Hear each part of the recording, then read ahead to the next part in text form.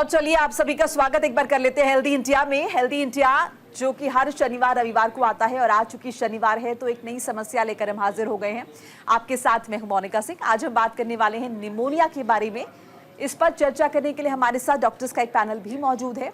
इस बीच हम आपको ये भी बता दें कि निमोनिया से जुड़े अगर आपके भी कोई सवाल हैं, अगर आपको जानना चाहते हैं, कोई समस्या आपकी है, कोई क्यूरोसिटी है, तो फोन लाइन्स हमारी खुली हुई हैं। आप फोन कर सकते हैं, अपनी समस्या का समाधान जान सकते हैं। इस पर चर्चा करेंगे, लेकिन पहले एक रिपोर्ट आपको दिखा देते हैं। देखिए, बदलते मौसम में कई बीमारियां घात लगाकर बैठती हैं। इन्हीं में से एक है निमोनिया।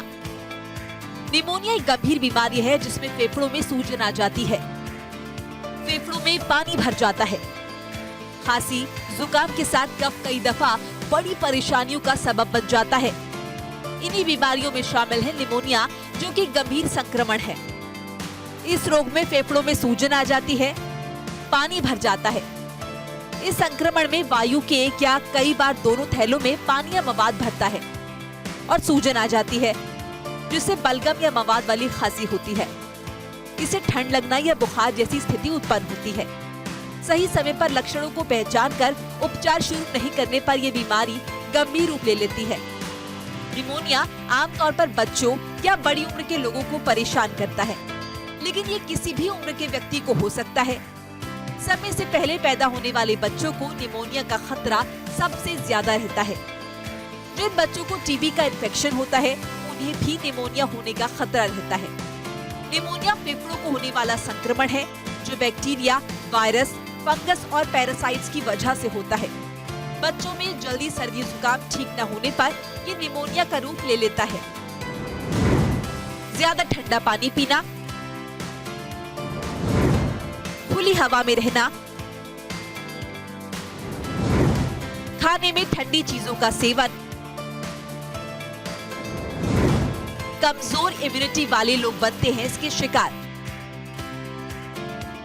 बैक्टीरिया के कारण होने वाला निमोनिया 2 से 4 हफ्तों में ठीक हो सकता है, जबकि वायरस से होने वाला निमोनिया ठीक होने में ज्यादा वक्त लगता है। कई बार निमोनिया खतरनाक रूप धारण कर लेता है। इस वजह से व्यक्ति की हालत बहुत खराब हो जाती है और लापरवाही बरतने पर उसकी जान भी जा सकती है। न्यूज़ इंडिया के लिए मोनिका सिंह की रिपोर्ट।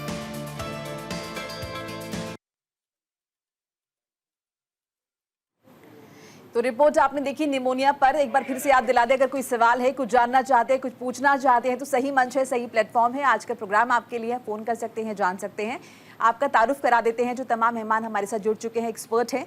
मैं स्वागत करना चाहूंगी डॉक्टर अक्षय शर्मा का, जो कि एक्सपर्ट है, पल्मोनोलॉजिस्ट हैं। डॉक्टर आशीष जायसवाल भी हमारे साथ जुड़ गए हैं, जो कि पल्मोनोलॉजिस्ट। डॉक्टर चेतन शर्मा भी हमारे साथ जुड़ चुके हैं।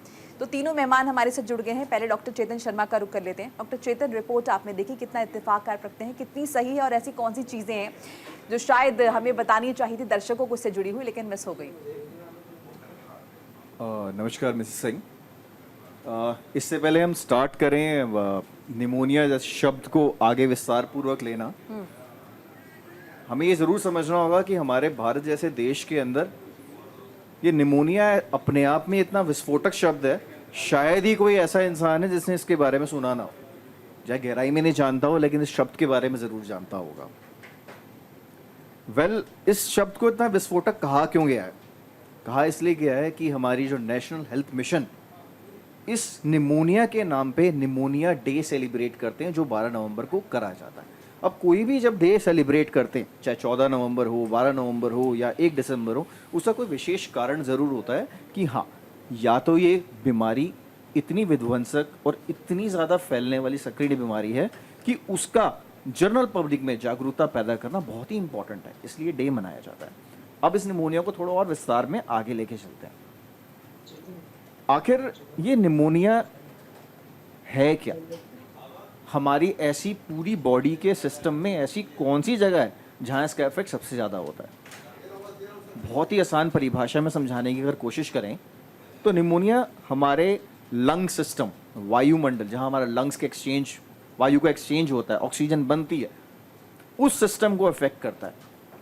इसको बहुत ही सरल और हास्यपूर्वक भाषा में समझाने की कोशिश करता हूँ, जो मोस्टली मैं अपने पेशेंट्स को समझाता हूँ कि हिंदी भाषा की एक बड़ी ब्यूटी है वो एक शब्द यूज करता है सांस, मदर इन लॉ, सांस इज ब्रीदिंग, दोनों में से कुछ भी बिगड़ जाए तो संभालना मुश्किल हो जाता है. So pneumonia really affects a very vital organ of your body, that's your lung. कहने को निमोनिया के बहुत सारे भाग हैं, लेकिन अभी सिंस हम पब्लिक हेल्थ को रिफर कर रहे हैं तो पब्लिक हेल्थ के अंदर हम स्पेसिफिकली निमोनिया का एक पार्ट करेंगे, that's called community acquired pneumonia, जिसका मेंशन अभी हमने विश्लेषण इसका और संपूर्ण करेंगे. बिल्कुल. चलिए डॉक्टर आशीष का भी रुख कर लेते. डॉक्टर आशीष, आपके हिसाब से निमोनिया कितना ज्यादा कॉमन है अगर हम इंडिया की बात करें तो? देखिए, सबसे पहले समझे तो निमोनिया का मतलब, अगर हम तार्किक शब्द समझे, इसका मतलब होता है कंसोलिडेशन. मतलब जो हमारे फेफड़े हैं इसके अंदर ये फेफड़ों की जो इलास्टिसिटी है वो कम होने लग जाती है, फेफड़े सूखने लग जाते हैं और फेफड़ों में सॉलिडिफिकेशन होने लग जाता है. जब ऐसा करना हो जाता है तो सबसे पहले जो सिम्टम्स आते हैं, जो कि बहुत ज़रूरी है, जो हम लोग को समझने चाहिए कि पेशेंट को फीवर आएगा, चिल्स के साथ फीवर आता है, पेशेंट को चेस्ट पेन होता है, पेशेंट जब भी सांस लेता है तो उसको चेस्ट में पेन होना चालू हो जाता है, जिसे प्लूरैटिक चेस्ट पेन बोलते हैं. इसके बाद धीरे धीरे बलगम आना, खांसी आना, ये सब सारे सिम्टम्स होने स्टार्ट हो जाते हैं. तो जब भी ये कंसोलिडेशन, जब भी ये सॉलिडिफिकेशन होता है, ये अगर हम देखें तो बच्चों में सबसे ज़्यादा ड्रेडेड होता है. इनफैक्ट मोस्ट कॉमन कॉज अगर हम देखें तो 1/3, जो एक ऊपर से अगर 3 कॉज लें उसमें निमोनिया सबसे कॉमन कॉज है, जो बच्चों में, इंडिया में बच्चों की डेथ का कारण होता है. अगर आप हॉस्पिटल में डेथ का कॉज देखेंगे तो जो भी निमोनिया हॉस्पिटल एक्वायर्ड या जो अस्पताल में होने के कारण, या वो भी मोस्ट कॉमन कॉज होता है. यानी निमोनिया एक बहुत इंपॉर्टेंट कॉज ऑफ मॉर्बिडिटी है और मोर्टेलिटी है इंडियन सब कॉन्टिनेंट में. अब निमोनिया, ट्यूबरकुलोसिस को भी निमोनिया बोल सकते हैं, वायरस को भी निमोनिया बोल सकते हैं, बैक्टीरियल को भी निमोनिया कर सकते हैं. निमोनिया एक अम्ब्रेला, एक शब्द है जिसमें सभी तरीके के इन्फेक्शन को हम करते हैं. आप जैसे पता है इंडिया में ट्यूबरकुलर निमोनिया बहुत बहुत कॉमन है. सिमिलरली जो बैक्टीरियल निमोनिया होता है उसका टाइम ड्यूरेशन कम होता है. सो इम्पॉर्टेंट ये है कि जो डेंजर सिग्नल्स हैं वो लोगों को पता होना बहुत ज़रूरी है. अगर किसी बच्चों की सांस फूलने लग जाए, अगर उसके जो रेस्पिरेटरी मसल्स यहाँ की वो बढ़ने लग जाए, रिसेशन होने लग जाए, बच्चे का जो हार्ट है वो आगे नीचे, जो चेस्ट कैविटी आगे नीचे आने लग जाए, फीवर जो कंट्रोल ना हो रहा हो बच्चों का, इसका मतलब ये नॉर्मल सादा वायरल निमोनिया नहीं है. और इसलिए बहुत ज़रूरी है आप अपने डॉक्टर को जरूर सिद्ध के. हम देखते हैं इंडिया में प्रॉब्लम बच्चों में यही होती है कि हम लोग देर से अपना डॉक्टर कंसल्टेशन लेते हैं, जिसके कारण प्रॉब्लम बढ़ जाती है. निमोनिया को कम ना करें, अगर ऐसे सिम्टम्स आएँ तो तुरंत ही डॉक्टर के पास जाएँ और अपना प्रॉपर इलाज कराना बहुत ज़रूरी करें. पहले एक्सरे की प्रॉब्लम होती थी, अब एक गांव-गांव के लेवल पे भी चेस्ट एक्सरे अवेलेबल है. ब्लड टेस्ट जो हम लोग CBC, CRP जो टेस्ट करते हैं वो सब अवेलेबल है. तो गांव के लेवल पे भी, ग्रॉस रूट लेवल पे भी निमोनिया का डायग्नोसिस हो जाता है, जो कि बहुत ज़रूरी है क्योंकि डायग्नोसिस के बाद ही ट्रीटमेंट स्टार्ट होता है. अगर ऐसे सिम्टम्स घर में किसी को हों, और सबसे इंपॉर्टेंट जो इम्यूनो कॉम्प्रोमाइज पेशेंट हैं, जो पेशेंट डायबिटिक के हैं, जो ओल्ड पेशेंट 65 के हैं, जो पेशेंट हमारे कैंसर है, कीमोथेरेपी है, किडनी के पेशेंट्स हैं, अनकंट्रोल्ड डायबिटीज़ हैं, ऐसे पेशेंट पे निमोनिया का घातक असर हो सकता है. ऐसे पेशेंट्स अपनी फैमिली में उनको जरूर से ध्यान दें. ऐसे केसेस में जो सबसे इंपॉर्टेंट, जो एज ए ले मैन समझना चाहिए, वो है वैक्सीन का यूज़. अगर किसी को कोई एस्थमेटिक पेशेंट हो, COPD का पेशेंट हो, या कोई भी इम्यूनो कॉम्प्रोमाइज पेशेंट हो, उनको निमोनिया की 2 वैक्सीन आती हैं, एक फ्लू शॉट्स की भी आती हैं, बैक्टीरियल निमोनिया की भी आती हैं, वो जरूर से लेना चाहिए. अब तो जो हमारा इंडियन एसोसिएशन ऑफ पीडियाट्रिक्स है उसने बच्चों में इसको, निमोनिया की वैक्सीन को एक इंटीग्रल पार्ट ही बना दिया है, ताकि सभी बच्चों को वैक्सीन निमोनिया की पहले दिन से मिले. सिमिलरली अगर आप ट्यूबरकुलोसिस की बात करते हैं तो BCG एट द बर्थ जरूर से लगानी चाहिए, इसको कभी मिस नहीं करना चाहिए. तो अगर हम वैक्सीन प्रॉपर लें तो हम इससे निमोनिया से काफ़ी कुछ बचाव किया जा सकता है. और जो दूसरा इंपॉर्टेंट पॉइंट समझना है वो है, जितनी जल्दी आप पहुंचेंगे, जितनी जल्दी आपको डायग्नोस होगी, उतनी जल्दी ही आपका ट्रीटमेंट चालू होगा. बिल्कुल. डॉक्टर अक्षय, जैसे अगर हम नॉर्मली जो सिम्टम्स की बात करें, सर्दी जुकाम होना, ठंड लगना, बुखार होना, ये तो बहुत कॉमन है. सो हम ये कैसे समझें कि ये अलार्मिंग सिचुएशन है, ये निमोनिया हो सकता है, या अब हमें डॉक्टर को कंसल्ट करना है? अगर आपका बुखार 2 से 3 दिन से ज़्यादा आ रहा है, आपको ठंड लग के बुखार आ रहा है, आपको सांस लेने में दिक्कत हो रही है, सांस लेते वक्त अगर आपको दर्द हो रहा है, और आपको ऐसी खांसी हो रही है जो कि जिसकी वजह से आपको सांस लेने में दिक्कत है, और आपके ये सिम्टम्स कंटिन्यूसली 2 से 3 दिन से ज़्यादा चल रहे हैं, तो आपको निश्चित तौर पे एक डॉक्टर को दिखाना चाहिए, जो आपके प्रारंभिक चिकित्सक है, जो भी आपके निकटतम हॉस्पिटल में उपलब्ध है, उनको जाके आप एक बार ज़रूर दिखाइए. जी, हमारे साथ डॉक्टर अमिताभ बाका भी जुड़ चुके हैं, डॉक्टर श्वेता पुरोहित भी जुड़ चुके हैं. आप दोनों का भी बहुत बहुत स्वागत है. डॉक्टर अमिताभ का मैं रुख कर लेती हूँ. डॉक्टर अमिताभ, जैसे कि हम अभी सिम्टम्स के बारे में जिक्र कर रहे हैं, तो यही सिम्टम्स हम छोटे बच्चों में भी देखेंगे और यही सिम्टम्स अगर हम किसी बड़ी एज के व्यक्ति में देखेंगे तो कॉमन सिम्टम्स होंगे, या इसमें भी कुछ ऐसी चीज़ें हैं जो ज़्यादा नोटिसेबल हैं या हमें ज़्यादा ध्यान देने की ज़रूरत है? देखिए, जब हम लोग बड़े एज की बात करते हैं, जब ओल्ड एज की बात करते हैं, तो कई बार क्या होता है कि निमोनिया के सारे सिम्टम्स उनमें नहीं आते। जैसे हम कहें कि बुखार, कई बार बड़े लोगों में बुखार नहीं भी देख सकता है, ठीक है। उनमें बहुत सटल साइंस होते हैं, जैसे कि उनके होश में कुछ चेंजेस आना, उनके मतलब मेंटेशन में, बिहेवियर में कुछ चेंजेस आना, खांसी होना और उनका खाना नहीं खाना, ये सब भी कुछ सिम्टम्स होते हैं जो ओल्ड एज में आप जो आपको हो सकता है और जो निमोनिया के कारण हो सकता है। तो बच्चों में और बड़ों में कई बार सेम सिम्टम्स नहीं मिलेंगे आपको। हाँ, अगर सेम सिम्टम्स मिल गए तब तो देखिए, जो उन्होंने सर ने बताया कि भाई जो सिम्टम्स होते हैं टिपिकल वो मिल गए तब तो बहुत अच्छी बात है, आप डायग्नोज कर लोगे। पर बड़े एज में हम लोग को सतर्क होना पड़ता है कि वो सारे सिम्टम्स हमें नहीं भी दिख सकते, और बच्चों में खासकर, क्योंकि बच्चे कई बार अपने सिम्टम्स प्रॉपरली बता नहीं पाते, तो हमें और भी चीज़ों का, और भी साइन और सिम्टम्स का ध्यान रखना पड़ता है। डॉक्टर श्वेता, जैसे कि हम सिम्टम्स के बारे में जिक्र करें, कुछ केसेस में ये भी कहा जाता है, क्या ये मिथ है? ज़रा आप ये बताइए कि अगर एक बार बचपन में आपको कम एज में निमोनिया हो गया तो फिर आपकी टेंडेंसी बन जाती है, फिर आपको बार बार ये डेवलप होता है, रिकरेंस होती है इसकी? जी जी, ऐसा देखा गया है कि कई बार होता है कि बचपन में अगर किसी को निमोनिया हो गया है और वो लंबा निमोनिया है, तो उसकी वजह से बॉडी के अंदर ब्रोंकाइटिस नाम की एक बीमारी है, तो मतलब कुछ लंग्स के अंदर परमानेंट स्ट्रक्चरल डैमेज हो जाता है, जिसकी वजह से बार बार इन्फेक्शन के चांसेस बढ़ जाते हैं। हर सर्दी जुकाम के अंदर ऐसा होगा, ऐसा जरूरी नहीं है, लेकिन कई बार ऐसा होता है कि आपको कोई निमोनिया है जो लंबा चला है। ज़्यादातर ऐसा देखा जाता है जब आपको कभी बचपन में कोई टीबी की शिकायत हो गई है, जिसके लिए आपने ट्रीटमेंट लिया या आपने उसका ट्रीटमेंट लेने में थोड़ा समय लगा दिया, डायग्नोसिस करने में टाइम लग गया है, इसकी वजह से कुछ परमानेंट स्ट्रक्चरल चेंजेस जो जिसको कि ब्रोंकाइटिस कहा जाता है, वो अगर डेवलप हो जाते हैं लंग्स के अंदर, तो उस कंडीशन के अंदर ज़्यादा चांसेस रहते हैं कि आपका जब आपको जीवन में हमेशा बार बार जब भी मौसम चेंज होता है तो आप पे इन्फेक्शन की टेंडेंसी बढ़ जाती है। तो ये जरूर है, पर ये मिथ नहीं, मतलब हर बचपन में अगर हुआ निमोनिया आपको ऐसा करेगा, ऐसा जरूरी नहीं है। लेकिन अगर कोई निमोनिया है जिसके लिए आपको लंबे समय तक इलाज लेना पड़ा है या हॉस्पिटलाइज होना पड़ा है, या आपको बचपन में ट्यूबरकुलोसिस की शिकायत हो गई थी जिसके लिए आपने इलाज लेने में देरी कर दी है, जिसकी वजह से परमानेंट स्ट्रक्चरल चेंजेस आ गए हैं, जब उसी समय उसी कंडीशंस के अंदर ऐसा होता है कि आपको बार बार ये ब्रोंकाइटिस डेवलप हो गया है और उसमें बार बार इन्फेक्शन है। पर जरूरी मतलब ये मिथ नहीं है, हर कंडीशन में ऐसा नहीं है, पर ऐसा पॉसिबल है। जी डॉक्टर चेतन, क्या हमें से आप कुछ पॉइंट पुट इन करना देखिए, जो सबसे पहले हमें समझना पड़ेगा कि हर सर्दी, नॉर्मल सर्दी, खांसी, जुकाम निमोनिया नहीं होता। निमोनिया का शब्द जो हमने इसलिए उसको किया गया जब आपका लंग इन्वॉल्व हो। ये जो डायग्नोसिस है ये चेस्ट एक्सरे पे दिखना चाहिए या सीटी पे दिखना चाहिए, या डॉक्टर क्लिनिकली ऑस्कल्टेट करके बताता है। बहुत से बच्चों को आजकल आप देख रहे हैं, हर 3 में से, दिल्ली एनसीआर में तो हर 2 में से 1 बच्चे को राइनाइटिस है, फेरेंजाइटिस है, साइनोसाइटिस है, उनमें भी इस तरीके का कफ बन सकता है, फीवर आ सकता है। जो पोल्यूशन के कारण जब दिवाली आएगी तो लोगों का कफ बढ़ जाएगा। ये सब निमोनिया का पार्ट नहीं है। निमोनिया, ये सब निमोनिया नहीं है। निमोनिया के सटल साइन सिम्टम्स है जिससे हम निमोनिया करते हैं। सर ने जैसे बोला, ब्रोंकाइटिस जिसको है या जिसको पहले कभी बड़ा स्ट्रक्चरल डैमेज हुआ है, उनको बार बार हो सकता है। तो इंपॉर्टेंट एलर्जी को निमोनिया से और जो ऊपर के अपर रेस्पिरेटरी इन्फेक्शन है उससे डिफ्रेंशिएट करना बहुत जरूरी है। बिल्कुल।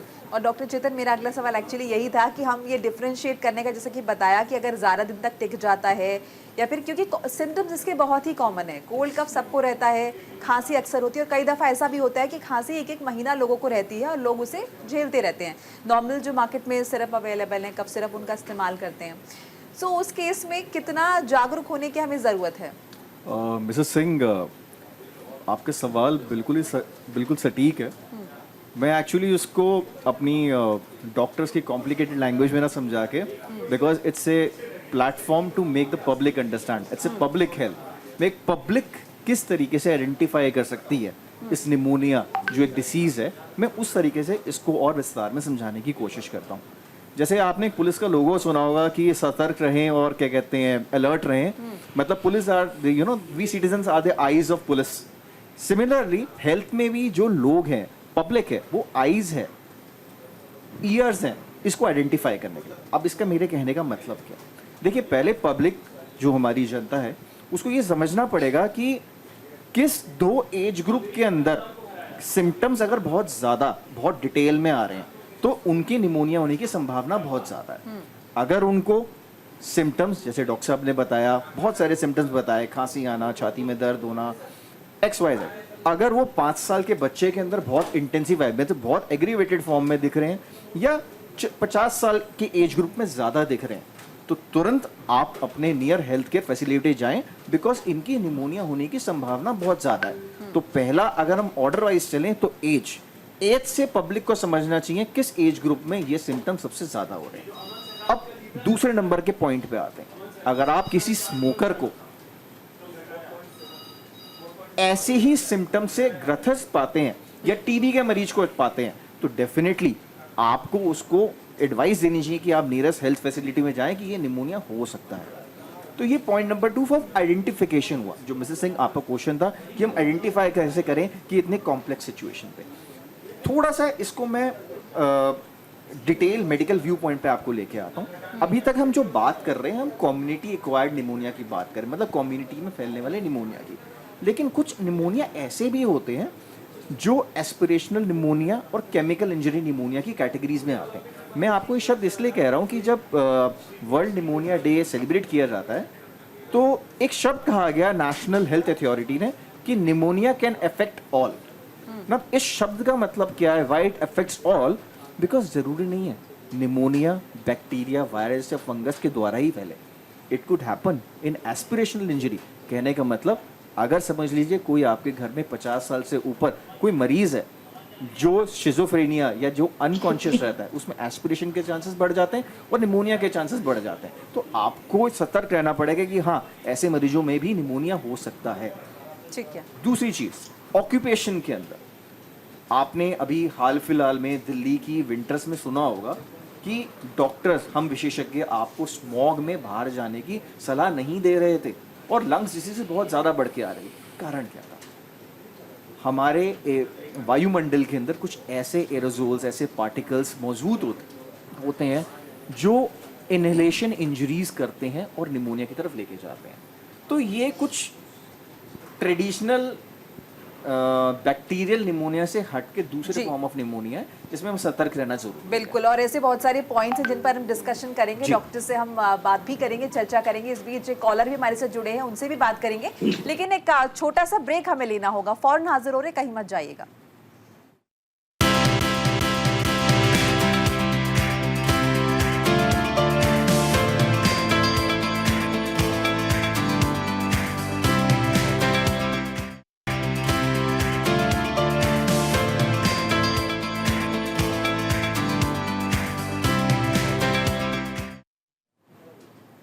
ब्रेक के बाद आप सभी का स्वागत है हेल्दी इंडिया में। आज हम बात कर रहे हैं निमोनिया के विषय में। तो अगर आपके भी सवाल हैं तो आप जानते हैं क्या करना है। फोन लाइन्स हमारी खुली हुई है, लगातार हम इस पर चर्चा भी करें। डॉक्टर अक्षय का रुख करना चाहूँगी। डॉक्टर अक्षय, कुछ ऐसी पॉइंट्स या कुछ ऐसे तरीके जिससे हम निमोनिया से बच सकते हैं, कुछ ऐसे प्रिकॉशंस?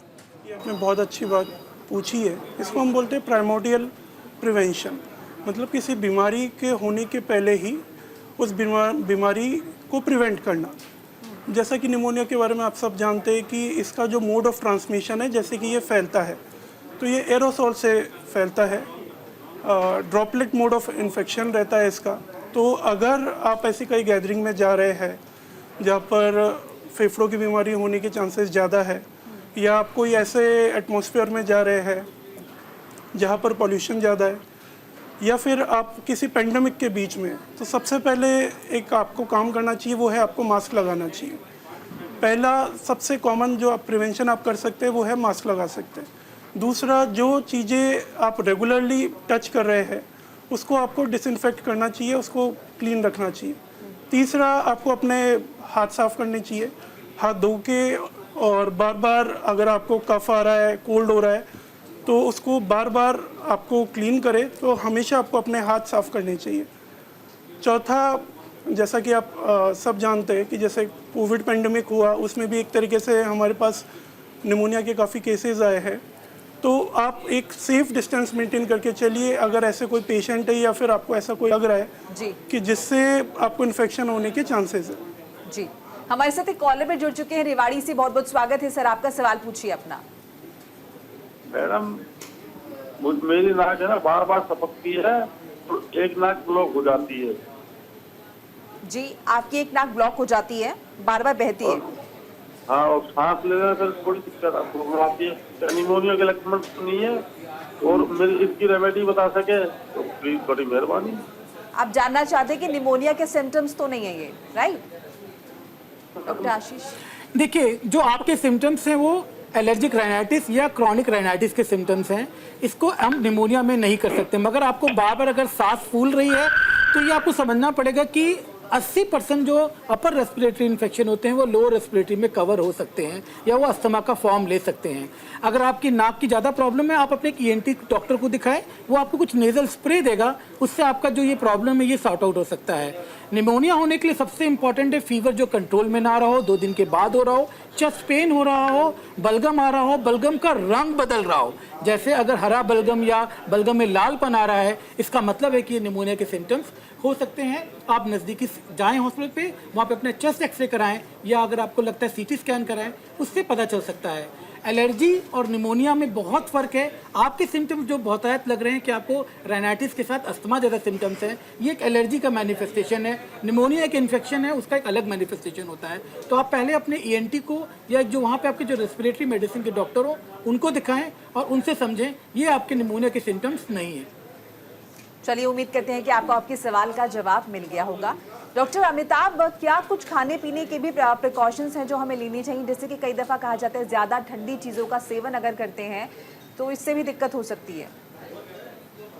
ये बहुत कॉमन क्वेश्चन है जिसमें अक्सर कई लोगों को हर चीज़ खाने से मना कर दिया जाता है कि आप संतरा मत खाइए, आप खट्टी चीज़ मत खाइए, आप दही मत खाइए, आप ये मत खाइए। पर मेरा मानना है, मेरा जो मैं अपने मरीजों को भी सलाह देता हूँ कि देखिए, ये ब्लैंकेट रूल नहीं होता है कि हर चीज़ हर किसी को मना कर दिया जाए।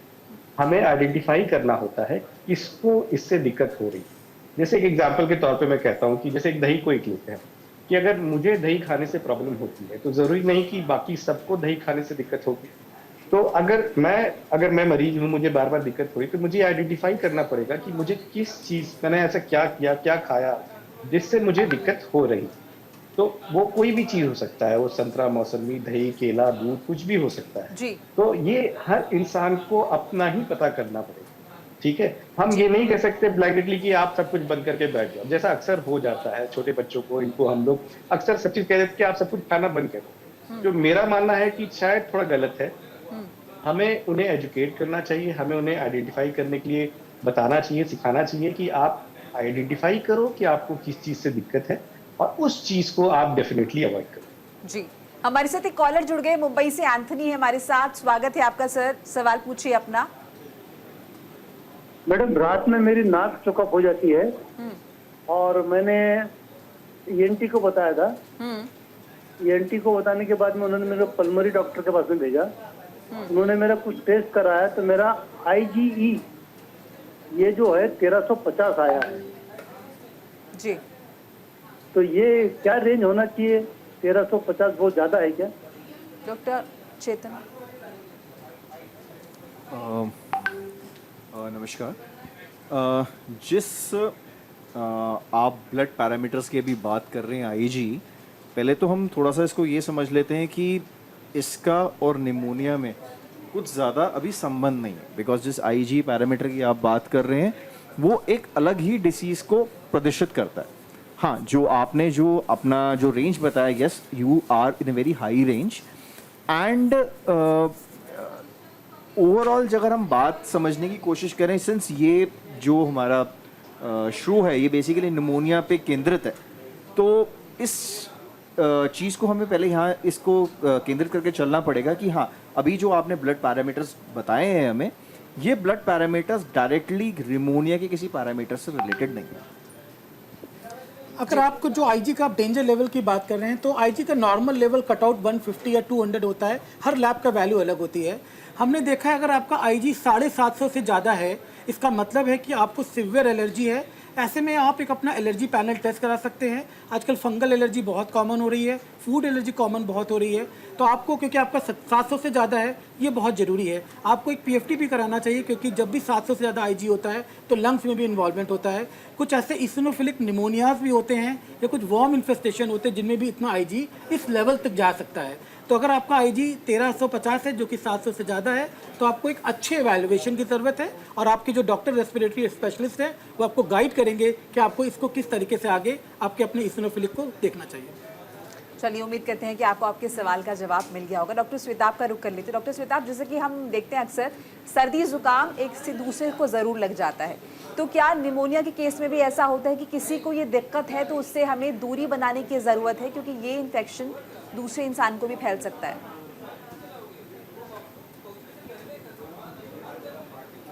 सर, आपकी आवाज़ नहीं आ रही, अनम्यूट कीजिए। क्या आप मुझे सुन पा रहे हो? जी। हाँ, इसमें सबसे पहले हमें ये देखने की आवश्यकता है कि सर्दी जुकाम किस वजह से होता है और निमोनिया किस वजह से होता है। जो नॉर्मली हम सर्दी जुकाम की बात कर रहे हैं वो एक वायरल इन्फेक्शन होता है। जो वायरल इन्फेक्शन है वो काफ़ी इन्फेक्टिव होता है, वो एक मरीज से दूसरे मरीज को फैल सकता है। सबसे पहले डिफरेंशिएट करने की जरूरत है कि ये जो नॉर्मल सर्दी जुकाम में क्या डिफरेंस है और निमोनिया में क्या डिफरेंस है। जैसे इससे पहले भी बता चुके हैं कि अगर किसी को वायरल इन्फेक्शन है तो जनरली इसको सर्दी जुकाम होता है, बुखार होता है, लेकिन आपको बहुत तेज बुखार जो ठंड लग के आ रहा है, खांसी जिसमें आपको बलगम आ रहा है, जिसमें पीला बलगम या हरा बलगम हो सकता है, छाती में दर्द होना, सांस में दिक्कत होना, ये सब लक्षण सारे आपके निमोनिया के हैं। अगर किसी को सर्दी जुकाम है नॉर्मल, ये हमारे यहाँ नॉर्मल कहा होता है कि अगर किसी को सर्दी जुकाम की दिक्कत है अगर, तो अगर आप उसको दवाई देंगे तो वो 1 हफ्ते में ठीक हो जाएगा, नहीं तो उसको 7 दिन लगेंगे। तो नॉर्मल सर्दी जुकाम आपका 4-5 दिन में ठीक हो जाता है। लेकिन अगर आपको कोई दिक्कत है, जो आपके जो लक्षण है वो बढ़ रहे हैं, तो वो 4-5 दिन बाद बढ़ते चले जा रहे हैं। इसमें सांस की दिक्कत है, खांसी में बलगम आ रहा है, बलगम में पीलापन है, फीवर है जो ठीक नहीं हो रहा है, छाती में दर्द हो रहा है, सांस में दिक्कत है, तो ये निमोनिया की बनी चाह रहा है। दूसरी बात, जो नॉर्मल सर्दी जुकाम है डेफिनेटली वो आप देखते हैं जैसे मौसम चेंज होता है, सबसे इम्पोर्टेंट इसका रिस्क फैक्टर ये होता है कि आप देखिए, या तो आप बहुत ठंडे एनवायरनमेंट से अगर धूप में चले जा रहे हैं, गर्मी में चले जा रहे हैं, या जब मौसम परिवर्तन का परिवर्तन होता है एकदम से, जब गर्मी से ठंड का मौसम होता है मौसम, तो आप जनरली देखेंगे कॉमन होता है कि हर आदमी 10 में से 4-5 लोगों को तो सर्दी जुकाम लग ही जाता है और वो फैल सकता है जी। पर निमोनिया के अंदर ऐसा नहीं है। निमोनिया अगर आपका जो नॉर्मल निमोनिया है वो एक मरीज से दूसरे मरीज में नहीं फैलता है, अभी अनलेस वो टीबी की वजह से है। तो ट्यूबरकुलर निमोनिया होता है, उसमें definitely you need to take, आपको जरूरत है कि आप उसका ट्रीटमेंट डायग्नोसिस करें और ट्रीटमेंट करें, वो एक मरीज से दूसरे मरीज को फैल सकता है। प्लीज हमारे साथ एक कॉलर जुड़े कोलकाता से, सूरज में हमारे साथ, बहुत बहुत स्वागत है आपका। सवाल पूछिए अपना। मैं कल हॉस्पिटल से रिटर्न आया। जी सूरज जी बोलिए। मैं कल हॉस्पिटल से रिटर्न आया और वहाँ से रिपोर्ट आया कि निमोनिया हो गया है, एक साइड में कफ पूरा जम गया है।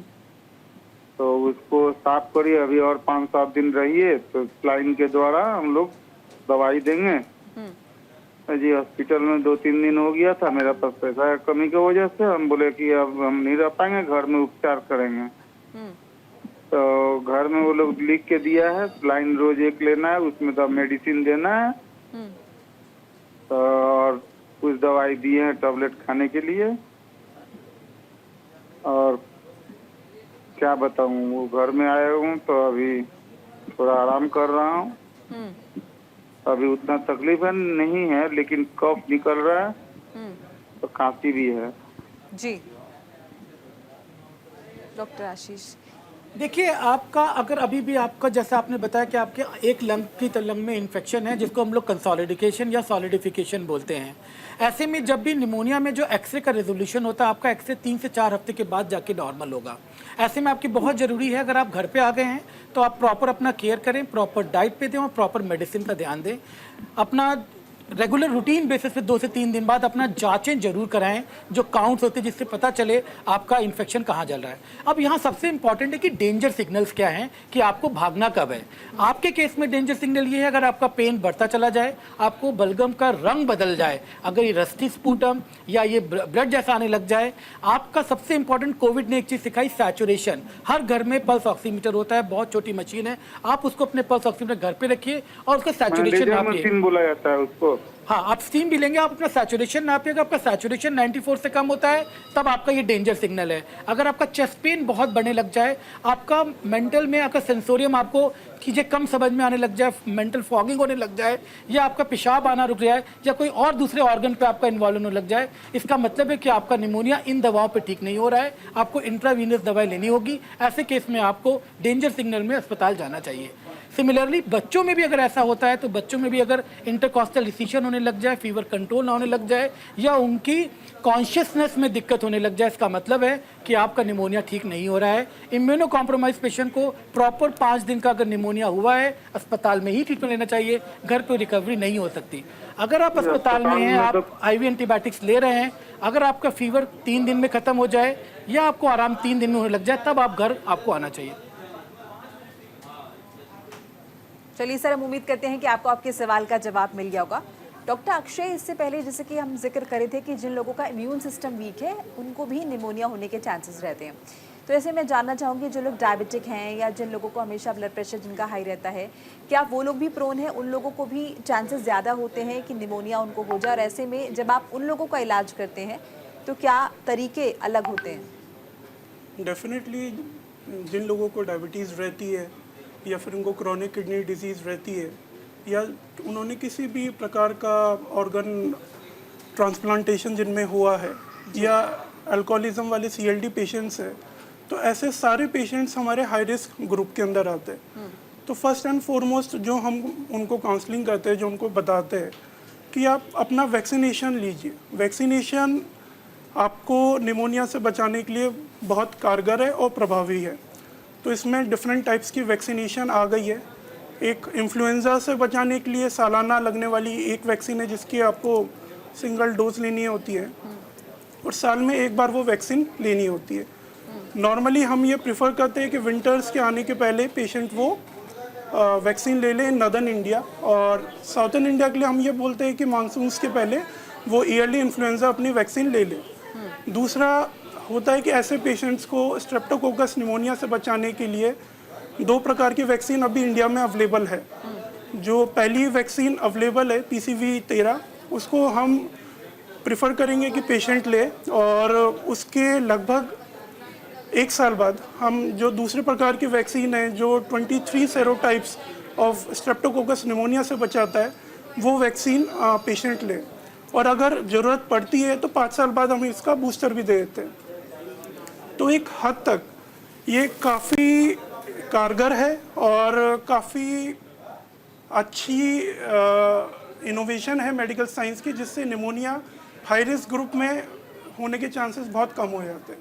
दूसरा, अगर आपको निमोनिया हो गया, स्पेशली ये हाई रिस्क ग्रुप जैसा कि मैंने आपको बताया है, तो इन सब लोगों को लापरवाही नहीं बरतनी चाहिए, अपने निकटतम चिकित्सक या हॉस्पिटल में दिखाना चाहिए, ज़रूरत पड़ने पर हॉस्पिटल में एडमिट भी होना चाहिए, और IV एंटीबायोटिक का जैसा कि डॉक्टर ने आपके शेड्यूल बताया 3 दिन 5 दिन या 7 दिन, उसका कोर्स कंप्लीट करना चाहिए। कभी भी कोर्स बीच में ना छोड़े और डॉक्टरी सलाह के विपरीत कोई काम ना करें। बिल्कुल, हमारे साथ एक कॉलर जुड़े हैं गाजियाबाद से, KL सिक्का जी। सिक्का जी, स्वागत है आपका, सवाल पूछिए अपना सर।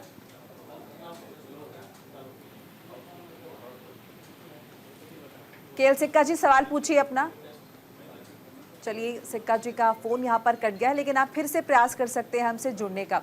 डॉक्टर अमिताभ बाका, कुछ और ऐसे अवेयरनेस के लिए ज़रूरी चीज़ें जो आप शेयर करना चाहेंगे जिनका हमें ख्याल रखने की ज़रूरत है लेकिन हम अवॉइड कर देते हैं?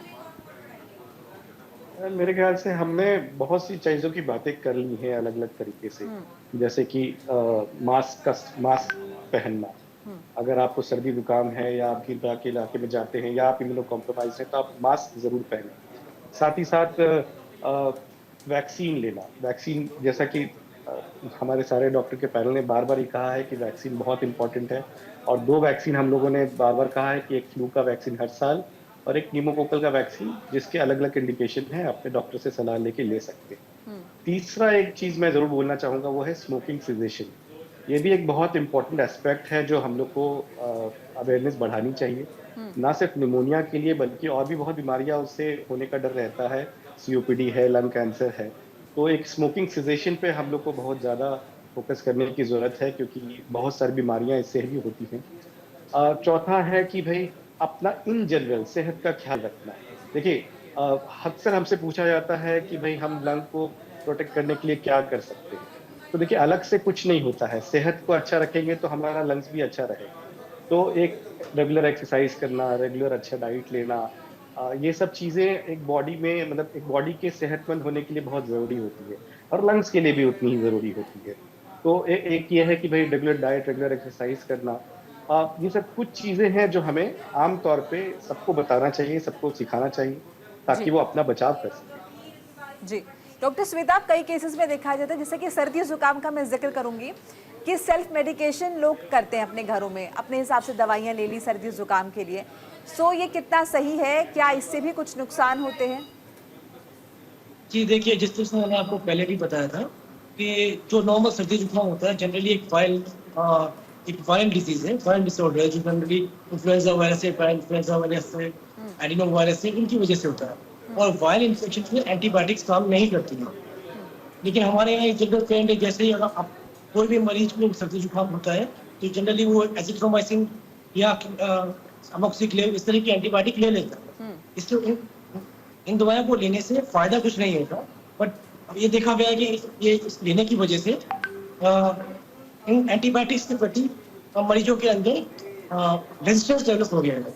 तो जब ये मरीज सीवियर निमोनिया के साथ में जब वो हॉस्पिटल में एडमिट होते हैं तो उस समय जब हम ये नॉर्मल एंटीबायोटिक्स को लेते हैं तो ज़्यादातर पाया गया है कि ये उनसे रेजिस्टेंट होते हैं।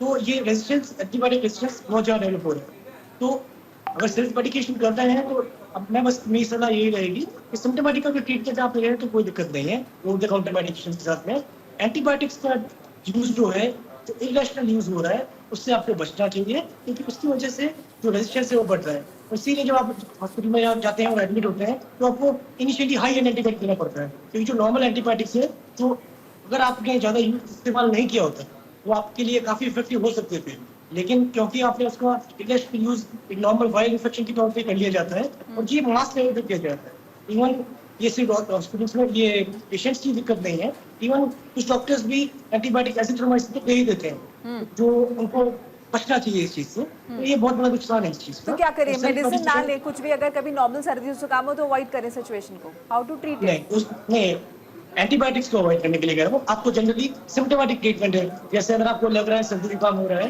तो गर्म पानी में 1 चुटकी लौंग डाल के गरारे ले सकते हैं, गर्म पानी की आप भाप ले सकते हैं, स्टीम ले सकते हैं। अगर आपको फीवर आ रहा है तो पैरासिटामोल ले लीजिए। ये मेडिसिन है, इसमें भी ये ध्यान रखें कि पैरासिटामोल दिन में 2 या 3 टैबलेट से ज़्यादा नहीं लें।